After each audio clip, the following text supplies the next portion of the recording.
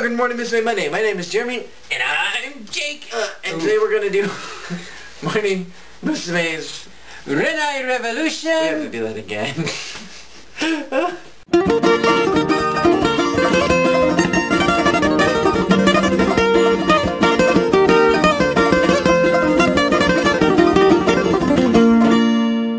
Today, this is unfortunately Nakazawa Yuko's last single in Morning Miss May.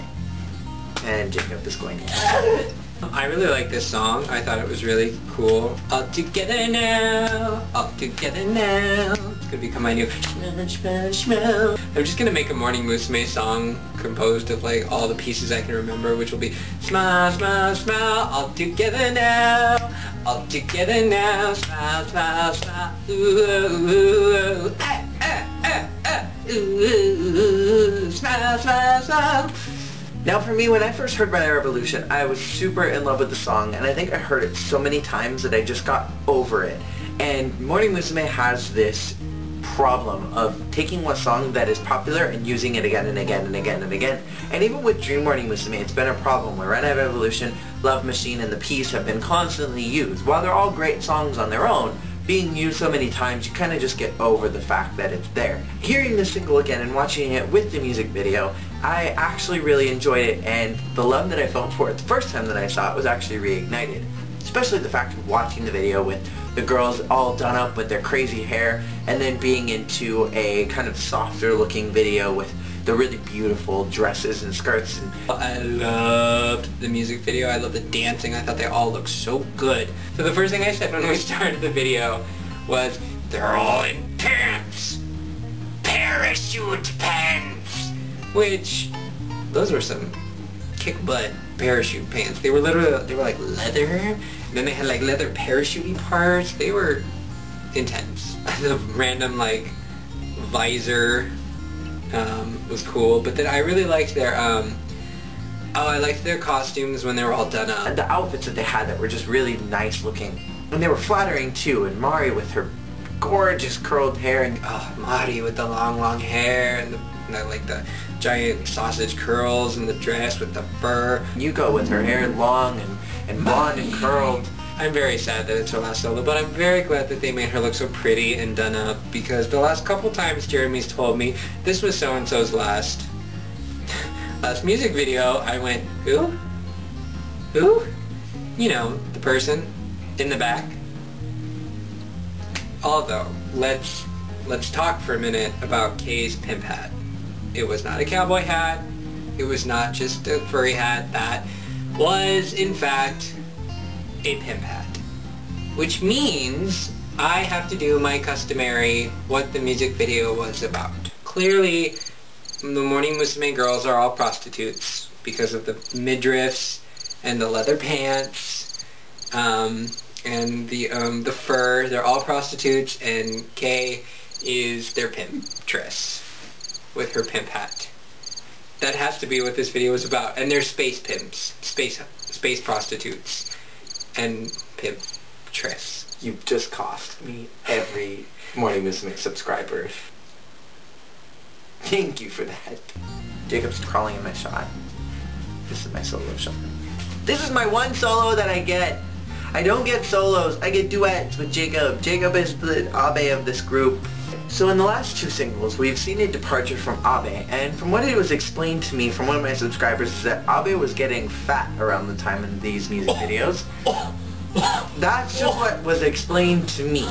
I personally didn't notice anything different about Abe in the last two videos, but apparently she was getting fat. I didn't think Abe looked fat, but I mean, I don't know. I guess they have kind of a very different idea in Japan of what fat is compared to our idea of fat. So they had to shove her in the back, which is why she was getting less attention. But in this one, Noah was brought again back from Abe to the center. Now, I personally don't have a problem with this. I love Abe's voice. I love her as a lead. I love her as the center of the group. But I think it's interesting that they brought her back. If she was getting fat and that's why they put her in the back, that's really sad. Also, I noticed that there was a little bit more of a push for Rika, and also a little bit more of attention on Kay. And I thought that was interesting because Kei has not really received a lot, as well as Rika being a kind of face for the 4th generation, because in the previous video, it seemed like the 4th generation was going to be really rounded out, and whereas in this one, it seems like they're really giving Rika a push. And again, I think it goes back to the fact of what I said back in Happy Summer Wedding, is the fact that Rika has always just been a very pretty girl, and she just has very pretty features. So I think it's interesting they're giving her a push, which we will again see next week in the piece. Here's the thing. I've talked about my favorites before. I love... Well, mainly the reasons why I pick a girl and I say she's my favorite isn't necessarily because of her solos in a song or her voice, because to be perfectly honest, their solos go by so quickly. Like, they'll get like 2 words and then a word. It's so quick for me that I just don't even bother trying to distinguish between the voices. I just listen to it as a whole. So unless they have like significant solo stuff that they've done that I heard, I don't go by like their singing. Otherwise, the reasons I love individual girls is because of videos from Hello Project that Jeremy has shown me. I do kind of wish, just in general, I wish that for the graduation songs they would give the graduating girl a little more focus. That will happen later. And it makes me kind of sad that it hasn't happened now. Yeah. And because in the way that Morning Musume works is that they graduate out members. They don't just suddenly, you know, kick a member out and they're gone and they kind of like cover it up. Like, we didn't lose... Twice that happens, actually. Well, in general, though, that's not how they run things, and they're not like, you never noticed that they are not there anymore, look at the new girls who are pretty. You know, they don't gloss over it. Like American bands do that. If they lose a member because of something, they pretend it didn't happen. Mm-hmm. Or if a member is leaving, they don't make a big deal. Like, it's a very American thing because, you know, that's just how we handle music groups, is they stay together. If somebody leaves, it's a bad thing. Yeah. The girls graduating, it's done more in a reverential, you are graduating, you are moving on to a new chapter in your life sense. It's already something that's already more in the forefront of people's attention. Mm-hmm. So it's not a bad thing that you need to cover up. So I don't understand why, if they do, you know, acknowledge you are graduating, here's your graduation, why they don't get a bigger solo part in their graduation solo, or graduation song. In some ways it makes sense because then they have to go and replace all of the vocals from whoever's graduating.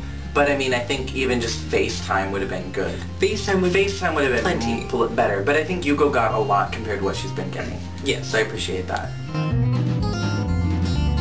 The only couple bits that I caught were something about the earth is beautiful because I fell in love with you on it. Something I'm paraphrasing because I only caught bits because the captions were really small at the bottom of the screen and I was focusing more on the girls and the costumes because that's more like what I look at. But then like the one lyric I saw like was like, I fell in love, I slept in, and the earth saw it all, which is not helping my prostitutes and pimptress theory. I'm just saying. I actually thought that was a very cool lyric. Like, putting aside my joke, prostitute pimp theory, I actually thought that was a very... It is a very cool song. It's sensual, very poetic way of saying, I fell in love, we slept in, like, and only the earth. So it's very romantic and sweet, and I like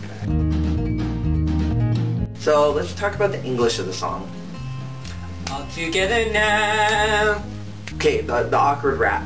This was again, there was another awkward rap in Morning Musume. Now the first really awkward rap was Memory Station no Hikaru, where there was like that... Here's the problem.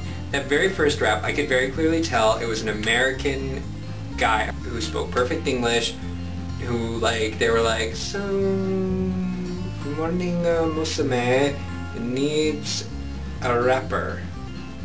And they called like the American record company, they're like, well, we have Slim Bob Joe, he's not really doing anything, you can use him! This one I couldn't tell if it was... It sounded very much like an Asian rapper who was doing English, because you could hear almost, I don't really know what the word would be, you could hear the accent clearly. He sounded English until he started saying Morning Musume, and near the end of it, like as the rap kept going, I started hearing more inflections that I could point to and say either this is someone who's completely bilingual, or... Nekutara. Yeah. Or this is a Japanese guy. The rap on its own didn't make sense. No, it was a nonsensical rap. Rap fail. And I almost feel like it may be something that they stuck into Google Translator, hoping that it made sense, and then like fed it to whoever was singing it and was like, here, sing this! Wrote it out in phonetic kanji. And then gave it to him and had him sing it. But what I appreciate about the rap is that a lot of times during concert performances, girls will actually try to sing it, so then you're not having like this really awkward male voice. Okay, so I have to give like one of those disclosures, is that when I admit to people that I listen to Morning Musume, the common thread from any Japanese person always like, you like Morning Musume? Cho cho cho, ikachi, cho cho cho.